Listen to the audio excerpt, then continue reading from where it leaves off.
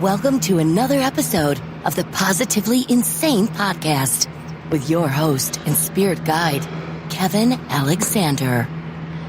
What's up, motherfuckers?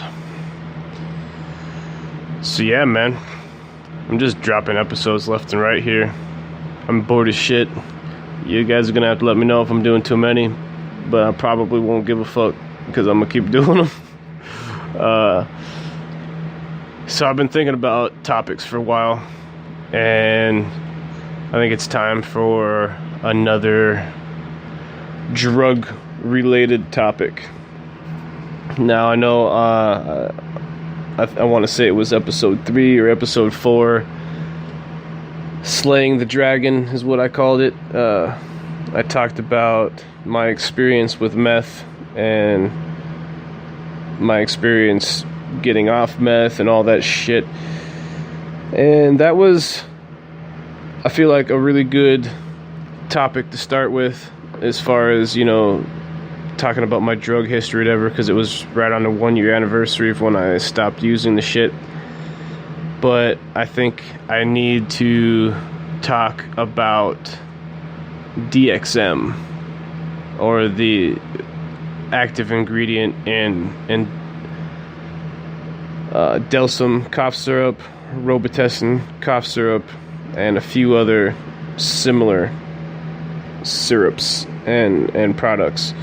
I only ever did the shit that only had the DXM as the active ingredient, and I don't know how to properly pronounce the word. I think it's dextromorph. I'm not even gonna try. Google DXM if you want to know about it. It's a difficult drug to describe to anybody who's never used it. And it's also the drug that I used the longest, the most consistently, and the heaviest. Like I fucking went balls deep into this shit for probably 4.5 to 5 years. And it was hands down the hardest drug for me to quit, for a couple of reasons, though. Not the physical addiction wasn't really there, right? This was all 100% mental. And I guess let me describe the drug a little bit to you, if possible. And I hate when people try to describe drugs to people who have no drug experience, because you just can't put words to what a drug does. You know what I mean? You just can't. Especially DXM, because it's such a weird trip. It's such a weird trip that has multiple levels to it. But in a lot of ways, it's similar. It has similarities to, like, PCP. A friend of mine said it was like a watered-down version of PCP. Now, don't let watered down fool you, because this shit can get pretty fucking intense. I think it's also got similarities to ketamine. It's got a lot of dissociative properties to it. It's also somewhat of a deliriant. It'll fuck you up, especially if you have zero tolerance to it. Like, good luck walking in a straight line. Good fucking luck with that. It really fucks your equilibrium up quite a bit.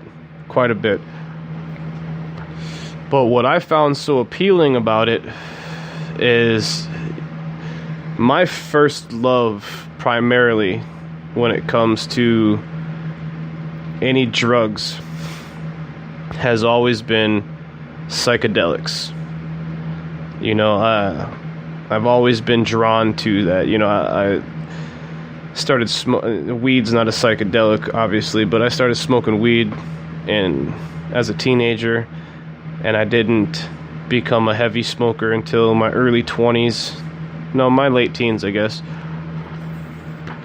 And then, you know, I didn't touch any drugs at all outside of weed. I never touched a single fucking other drug until I was 26. And a friend of mine was like, hey man, you ever hear of these fucking research chemicals? And I'm like, dude, what the fuck is a research chemical? And he was like, they're basically designer drugs that you can buy online from these chemical warehouses or whatever. And because they're labeled research chemicals and they're not classified as illegal drugs, you can get them legally online. And up until this point in my life, you know, I guess I had tried salvia a couple of times. Wasn't very fond of it. I was not in any shape or form ready for what salvia was going to show me. I thought it was terrifying. I wasn't prepared for it, and I fought it with everything that I had in me. And I did not enjoy the salvia experience at all. I loved weed, and basically, I guess I was hoping it would be a lot like weed, but with maybe some mild hallucinations. But I had zero experience with psychedelics, so I had no fucking idea. Salvia chewed me up and spit me out and left me in a fetal position, questioning my reality. And that's not what I was prepared for at that point in my life. So other than salvia, I had tried some other quote-unquote legal smokes, legal herbs, things that were supposed to get you high but didn't. You know, they were just some bullshit smoking blends that you could buy out of the back of 420 magazine. Just some dumb shit, right? So I'm 26, living down in Arkansas for the first time, and my buddy's like, dude, this shit 6-APB, and he'd been talking to me a lot over the a couple of years before this. He'd been talking to me about his experience with MDMA or Molly, fucking ecstasy, and ecstasy was really that was the one drug I really wanted to try. You know, I liked weed, I hated the salvia experience, but everything that I had read about ecstasy made me want to try it. I mean, if you're an open-minded individual and you're open to trying recreational substances, and you do any reading about ecstasy at all, and it's a very appealing drug. You know what it does, the effects it has on you, all that shit. It's very appealing, especially to me, the kind of person I am. Like, I really wanted to experience that, but I was kind of a pussy too. Like, I was totally scared, and you know, I thought about it for a couple of years. You know, I really thought about it real hard, did a lot of research. God, man, in the beginning of my drug use, I used to be like, I would tell myself, I'll research every drug I do, right? I'll research everything. I'll be as educated as possible about it. I'll be really smart about how I do it. You know, I'll drink plenty of water. I'll make sure I eat plenty of food. You know, I won't do anything stupid. I'll be in the safety of my own house. I'll never freak out and call the cops. You know, I won't do anything stupid. I'll be really smart, right? Oh, fucking Christ. If I could go back and talk to my 26-year-old self, I'd fucking slap him in the face and be like, motherfucker, there's no smart way. Okay, there is a smart way to do drugs, but I mean, you're really fooling yourself if you think you're smart enough to not experience any of the pitfalls of drugs, right?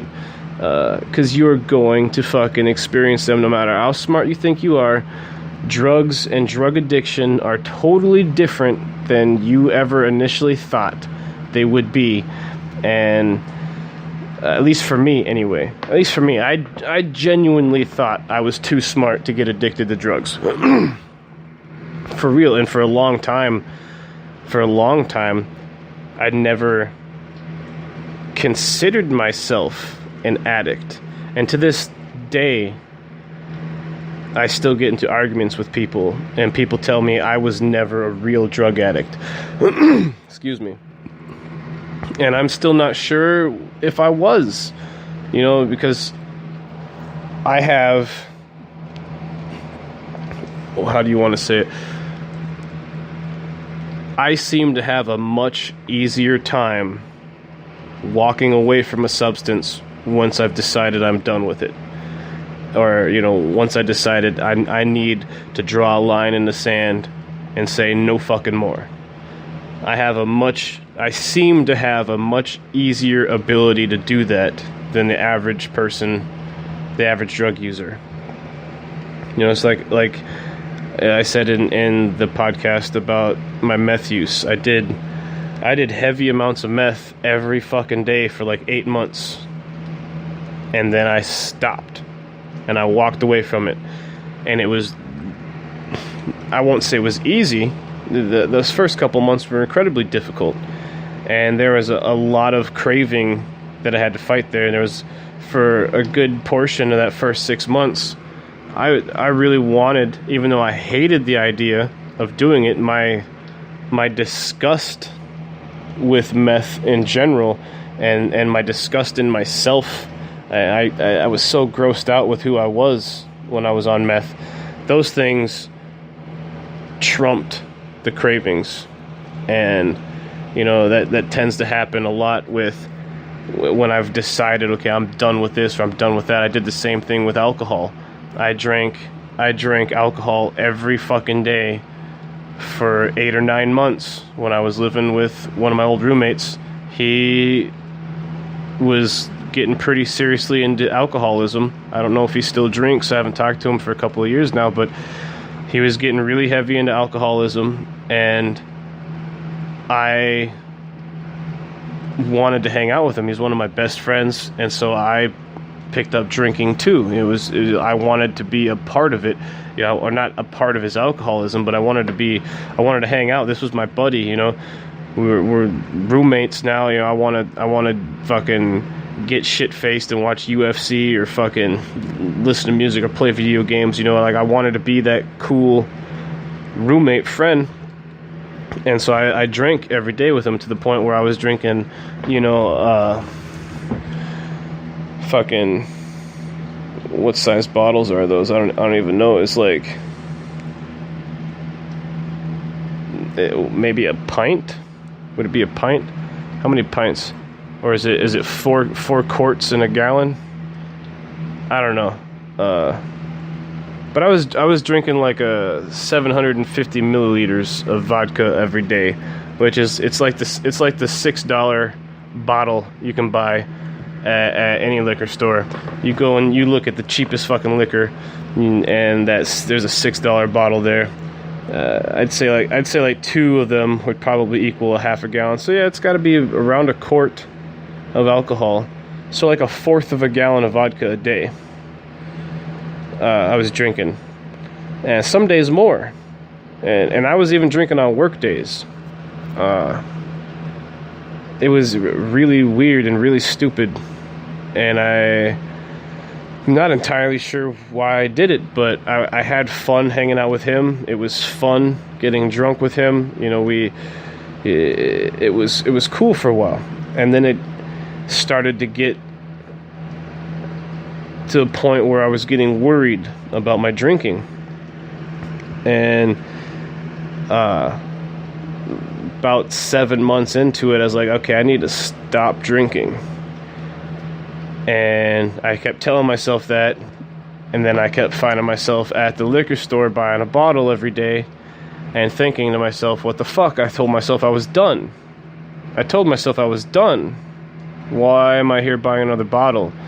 And it took like another 2 months for me to fucking really crack down and put the nail in that fucking coffin. It took me and that made me nervous. It was that 2-month period where I was trying to stop drinking and realized that it wasn't going to be as easy as I thought. I couldn't just turn off that drinking switch like I thought I was going to. I'm sitting there at home and all I want to do is go get a bottle because I'm so used to drinking that now everything else just feels retarded and lame and boring and stupid. And that 2 months, that process of fighting, for 2 months to tell myself, no, I don't fucking have to do this. I can live without this. I don't fucking need it. I'm done. Is that 2 month process that really, that shit scares me, right? When I get to a point where it's like, okay, this is starting to take control. It's starting to take hold of me, and, it snuck up on me, and here it is saying, oh, you want to quit? Yeah, have fun with that, because it's going to be more of a struggle than you thought it was. That, once I hit that stage, I start to get really fucking nervous, and I did the same thing with meth. And literally the last 2 months I was doing meth, I hated myself every fucking moment. And I knew it was getting to a point where I needed to be nervous, just like with the alcohol. I knew I was at that point where I needed to draw a line in the sand. I need to make a decision. I need to say right now, right here, either I quit smoking meth, I quit drinking alcohol, or I become an alcoholic, or I become a meth junkie. Like, that's it. Here's the decision. Here's the two paths that you have in front of you. Pick one or the fucking other, but don't fool yourself. Don't think you can wish-wash back and forth, because you fucking can't. And so with the alcohol, I chose, I need to stop drinking. Fucking done. And I didn't drink again for 2 fucking years almost. I don't have an issue with alcohol. I know where I've gone with it. I know where my comfort zones are, and my comfort zones with alcohol is very minimal. I don't like to drink a lot. I don't really enjoy drinking a lot. I don't have fun drinking a lot, but on occasions I like to drink sometimes. If I do a podcast, or maybe I'm hanging out with somebody I've never hung out with, or I'm doing something different. I think my friend Phil Kellogg said not too long ago, drinking should be done socially at your age, and he's 100% true. I'll be 33 here pretty soon. At my age, drinking should be done socially, if that. And it doesn't even have to happen. I am if say a doctor told me tomorrow, oh, Kevin, if you ever have another alcoholic beverage, you're gonna die, I'm not gonna be that butthurt about it. I won't be that fucking salty, because alcohol is not that fucking awesome for me. It's really not. And that's what's scary about the things that I do find awesome. You know what I'm saying? You know what I'm going at, or where I'm going at with this? I drank booze to the point where I was blacking out 3 or 4 times a week. And that's really why I really wanted to stop drinking, is because I was blacking out all the time. I wasn't eating. We were a couple of fucking fat white dudes who were trying to drink alcohol every day and still somehow lose weight. So we weren't eating a lot of food, and we were drinking a lot of booze. And those last couple of months, I was blacking out all the time. There's one time, probably one of the last times I blacked out, I woke up in the middle of the living room floor, butt-ass fucking naked. I had a blanket over me. I had my blanket from my bedroom that was upstairs, so I'd gone up to get it at some point, and I'm laying on the living room floor, completely fucking naked, face down in a bowl of ice cream. And I remember waking up, I thought I puked all over myself. And I realized it's a bowl of ice cream. There's fucking ice cream all over me. There's ice cream all over the fucking floor. There's a trail of ice cream that goes all the way out into the kitchen. And there's a fucking gallon of ice cream just tipped over on its side on the fucking kitchen floor. And I'm just like, what the fuck happened? What the fuck happened? And I couldn't remember a damn thing about it. Not a single fucking thing. And it took me 2 days to find my glasses, right? My glasses, somehow they ended up in the bottom drawer in the kitchen where we stored, most of our fucking pots and pans. The bottom fucking drawer.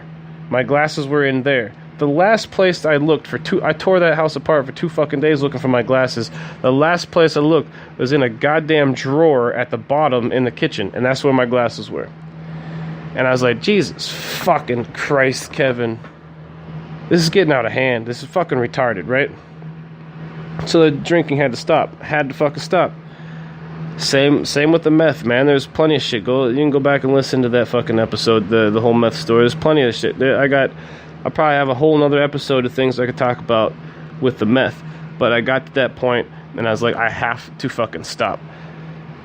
The shit that I struggled with, and I'll go back to when I was in Arkansas. I'll tell you, like my buddy was like, tell me about this shit called 6-APB. I was talking to you about my interest in Molly and shit like that. Well, 6-APB was a designer version of ecstasy, and I had never done ecstasy before. So what I had done when I got around to doing 6-APB, my buddy had bought like 10 grams of it online, 10 fucking grams of this shit, and he used most of it. It fucked him up pretty good for a while. He used it every fucking day for like 2 months or something like that. It fucked with him pretty hardcore. But he'd sent me, I think he sent me maybe a half a gram to a gram or something like that, right? And I tried it. I'm thinking this is some legal bullshit, bunk shit. I parachuted a little bit of it, just eyeballed a small dose, and nothing happened. And I'm talking to my brother, and I'm talking to my buddy online too, and I'm like, yeah, nothing happened. This is some bunk bullshit. And my brother Troy was like, don't be a pussy, do a line, do a fat line or some shit. So I'd never snorted anything in my fucking life, and I cut up a line, and I'm like, that'll do it, right? And I fucking snort that whole fucking thing, and it was like getting hit in the nasal cavity with a fucking a red hot like railroad tie. Like somebody just shoved this red hot chunk of fucking sharp metal right up my fucking nose and into my brain. And oh my god, did I freak out. Oh, Jesus Christ. For somebody who had never done this shit before, ever, and my buddy referred to it as this, and I believe it's a quote from Terrence McKenna, but it is my firm belief that the amount of 6-APB I snorted in this line, close to a half a gram, was a heroic dose, at least for somebody with zero experience. Dude, that shit, I freaked the fuck out. Like, my heart rate went through the roof.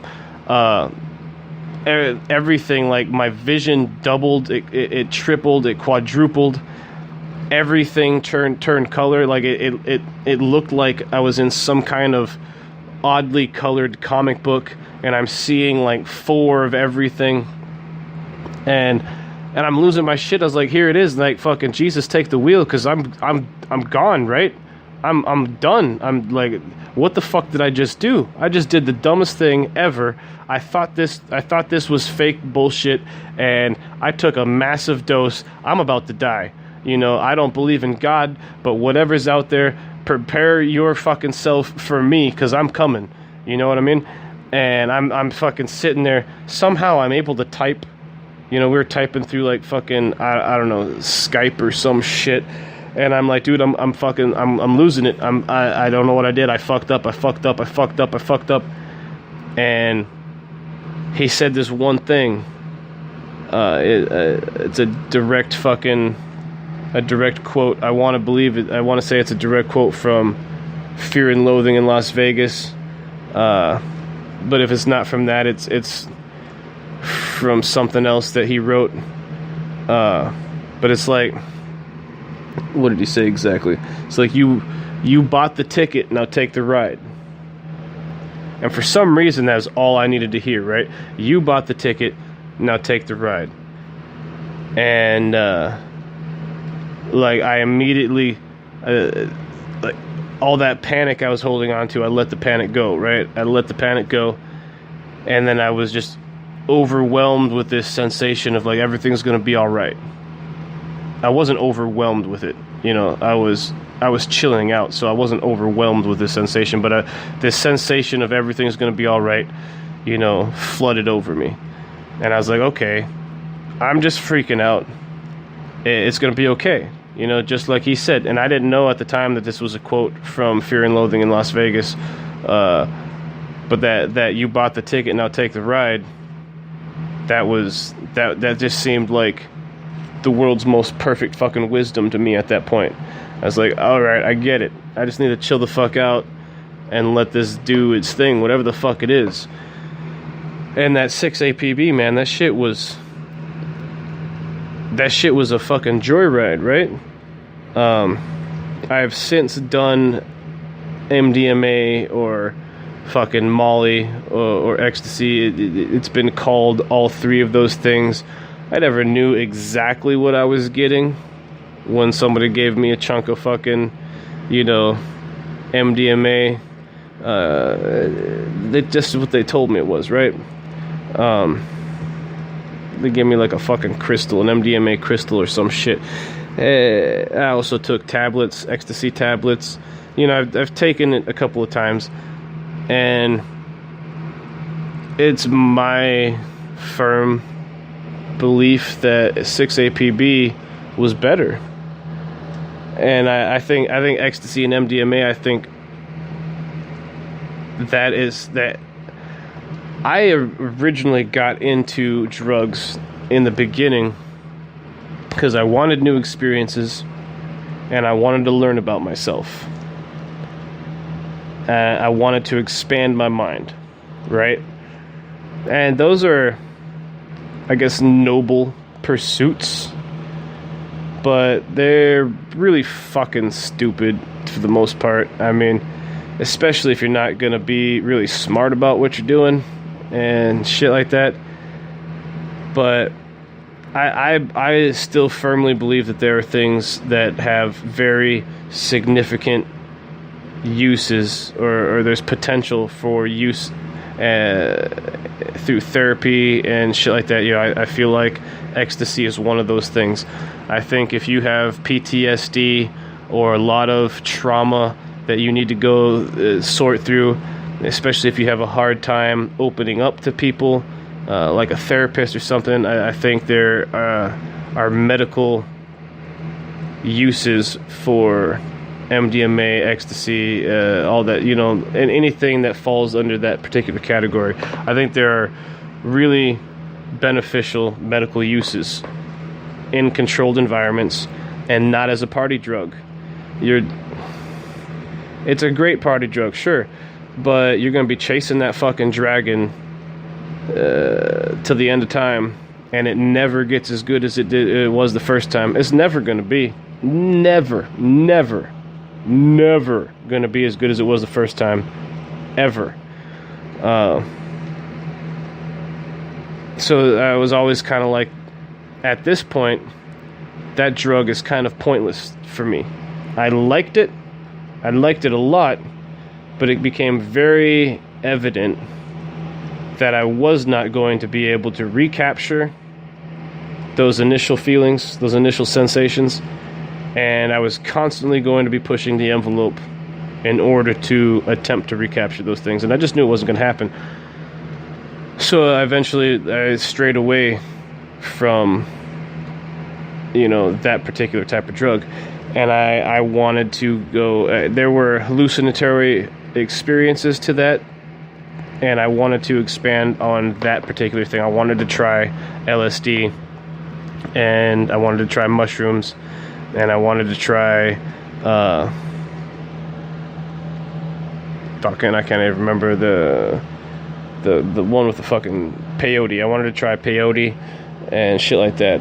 Eventually I learned about ayahuasca. I really want to have like a traditional experience with ayahuasca and a shaman and all that shit.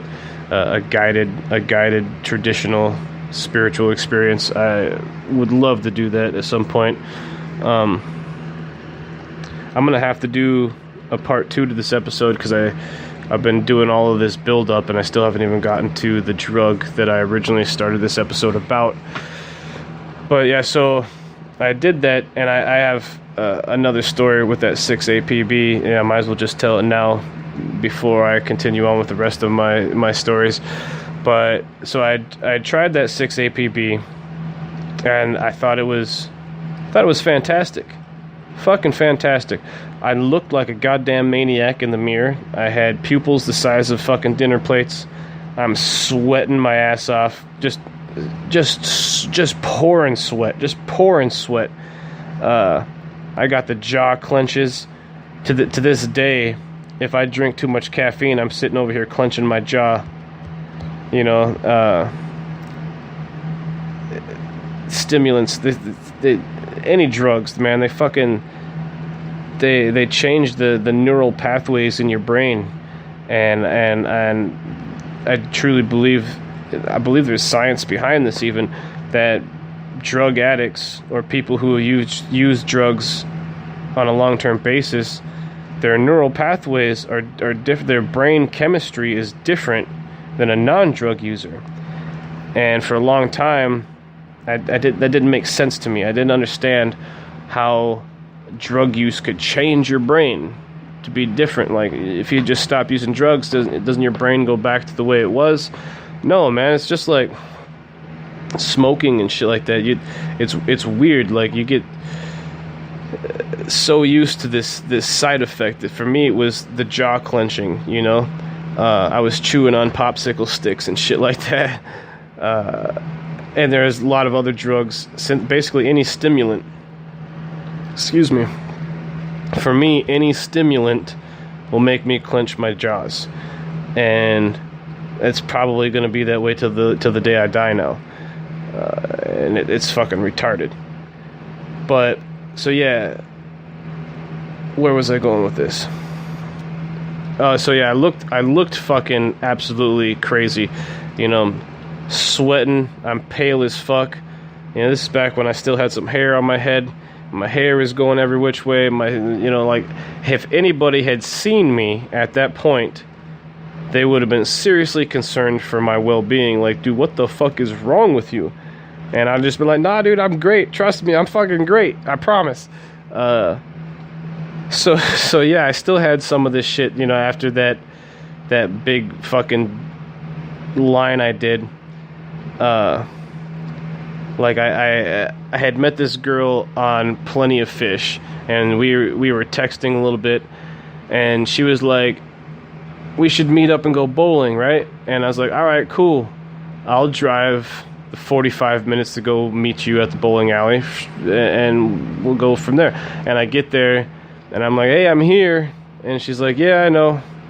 And then she just left, and she claimed that her friend made her smoke weed and the weed made her sick and whatever.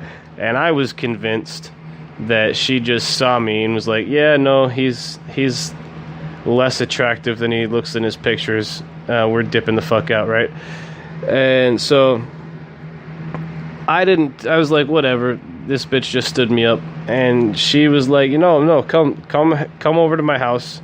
Like 2 days later, come over to my house, we'll hang out. And I was like, all right, whatever. So I fucking drove all the way back out to her house, hung out. It was super awkward. You know, I still... I had a lot of insecurities and all kinds of shit, and it was weird. There was no clicking. There was nothing there. She was kind of cute, but she wasn't that cute. And the whole time I was like, I don't even know why I'm here, right? So I go home, and a couple days later, she's like, you should come back. And the first day I was there, the first time I'd come to see her, like, she showed me her room. She had like things that she had drawn and painted on her bedroom wall, and she literally said, "You're probably going to be in here anyway, so I just want to show you my bedroom now." And that really threw me off. Like, that is like, what do you mean I'm probably going to be in here anyway? You're already planning on fucking, and I don't even know your middle name yet, right? Like, so I was already like, whatever, I'm not really into this girl. I don't think she's really into me. So she's like, you should come back and hang out again. And I was like, fine, sure, fuck it, let's do it. But I'm gonna eat a bunch of this 6-APB. It takes about an hour to kick in. I'm gonna eat it. It takes about an hour to kick in. And then I'm gonna show up at this girl's house, completely fucking tripping off my gourd, right? And so I take it, and I eat it on an empty stomach. I have like 2 slices of bread and some water. I get in my car, and, you know, I had done, like, I think I had a gram of this shit altogether, and in that first line I'd snorted about a half a gram, which is way more than you needed for an active dose. And so I had been experimenting with this shit for a little bit, off and on, for like the next week. And, you know, other than the time that I snorted it, and nothing ever got trippy. I never had any trippy visuals. It was just a really strong stimulant with a lot of euphoria and shit like that. So I was like, you know what? I'm gonna eat this shit, and then maybe I'm gonna go have sex with this girl. I don't know. You know, I think I've talked about it in previous episodes or not. I'm not positive. I don't have a shitload of experience in the department of ladies, right? You know, I had 1 6.5-year relationship, and then that's primarily it. You know what I mean? So I was like, whatever, I'm gonna take this, and I'm gonna go, and I'm just gonna see what happens. And I'm out on the road for maybe 10 minutes, and I can tell this shit ain't right. I'm already starting to feel weird. My vision's getting fucked up. Apparently I totally underestimated this shit and how much I took. I don't know. I thought I took the same dose level that I had taken in the past. Apparently not. Apparently I'd taken a lot.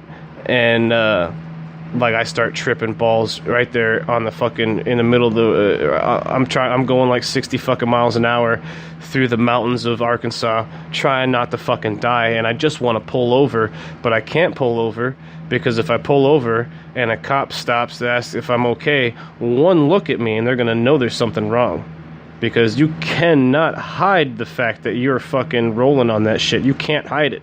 It's so fucking obvious. So fucking obvious.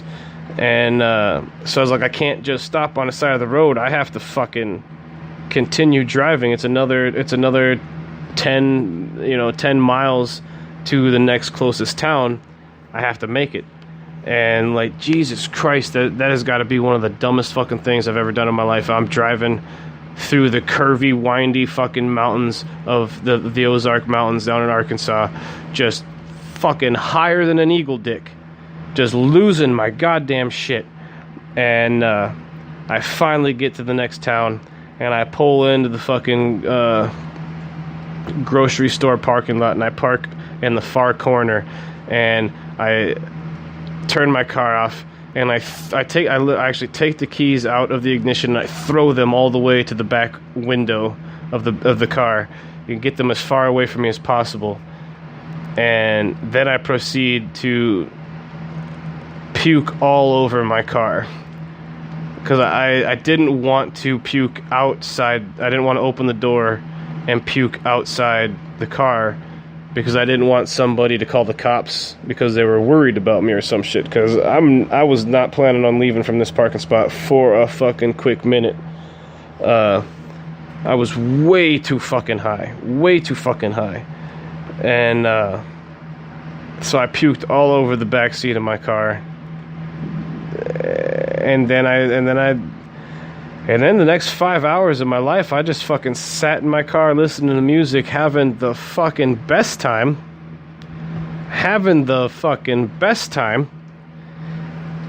And it's that type of shit, those memories, right? It's those memories that bum me out. You know, because I think a lot of drug users or ex-drug users, they look back on those memories and they're like, God, I miss how good I felt in that moment. I miss how awesome that was. You know, I miss what that felt like. But I look back, I look back at this shit, and it's like, yeah, I felt amazing. I can't tell you another time in my life where I fucking felt that awesome without the use of drugs.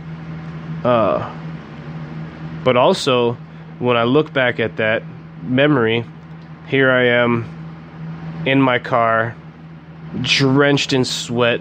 I got puke on my shirt. I puked all over my coat that happened to be on the floor in the back seat. I got puke all over my back seat. I'm in a grocery store parking lot in the middle of a town, about 1,000 miles away from really anywhere I've ever known as home, and I am rolling so fucking hard. Like, I cannot control my body. Like, every muscle I have to move constantly. I have to clench.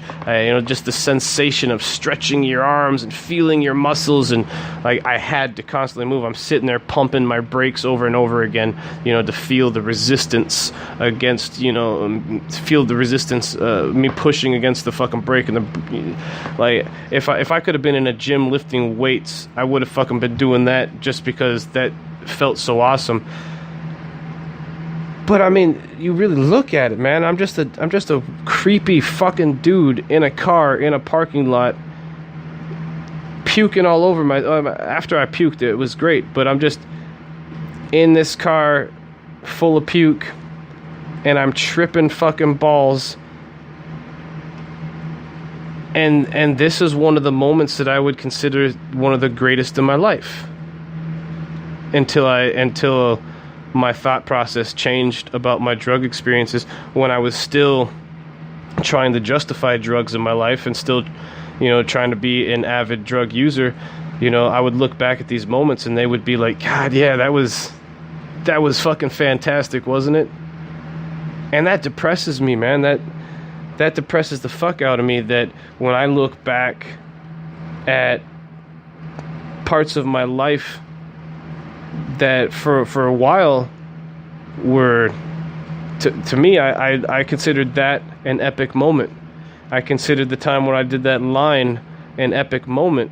And I considered a lot of moments in the next fucking 4 or 5 years where I was doing a lot of drugs.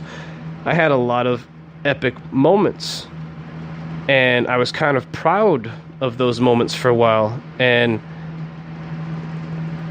that's fucked up, right? I mean, that's super depressing. That's super depressing. And I think maybe that's part of why I'm able to walk away from a lot of substance, from a lot of drugs with less difficulty than other people, maybe, because they don't. Most drug users, or even ex-drug users, they never really seem to get to a point where they look back at themselves and they get depressed about it, And I shouldn't say that. Because I think a lot of people get depressed about it. And I think, I don't know. I'm running out of time here, so I'm going to start on a part 2. So I'll catch you there.